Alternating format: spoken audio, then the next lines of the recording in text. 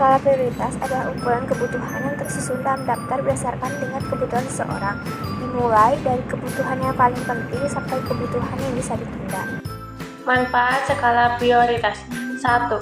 Kebutuhan utama terpenuhi. 2. Keuangan lebih terkendali. 3. Perencanaan keuangan berjalan baik. 4. Membantu mengukur pencapaian tujuan. Faktor yang mempengaruhi skala prioritas. 1. Tingkat pendapatan. Jika semakin tinggi, pendapatan individu akan semakin luas alternatif pilihan kebutuhan hidupnya. 2. Status sosial. Status sosial mempengaruhi dibuatnya skala prioritas. Semakin tinggi status sosialnya, kebutuhannya juga semakin meningkat. 3. Lingkungan sosial. Lingkungan yang membentuk individu menjadi konsumtif, yang jika hidup di lingkungan orang kaya, tentu kebutuhan yang dikejar berbeda dengan orang. Cara menyusun skala prioritas: 1. Mengetahui kemampuan diri. 2. Mengetahui kesempatan yang dimiliki. 3. Memahami tingkat urgensi. 4. Mempertimbangkan kebutuhan ke depannya. Kesimpulan skala prioritas: kebutuhan manusia sangatlah beragam dan sifatnya tidak terbatas. Justru yang terbatas adalah alat untuk memenuhi kebutuhan tersebut. Oleh karena itu, bersikap rasional ketika akan memenuhi kebutuhan harian.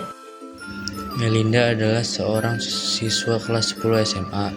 Kemudian Melinda memiliki kebutuhan untuk sekolah di awal semester bulan September, yaitu sebagai berikut: membeli buku dan alat tulis untuk keperluan belajar mengajar, membeli buku pelajaran, membeli LKS dari guru, membeli sepatu baru karena sepatu lama sudah rusak dan tidak ada sepatu lain lagi, membeli tas sekolah baru dengan model terbaru, kebutuhan ongkos untuk ke sekolah perharinya 15.000. Melinda hanya mempunyai sedikit uang oleh orang tuanya yang tidak mungkin untuk memenuhi semua kebutuhannya.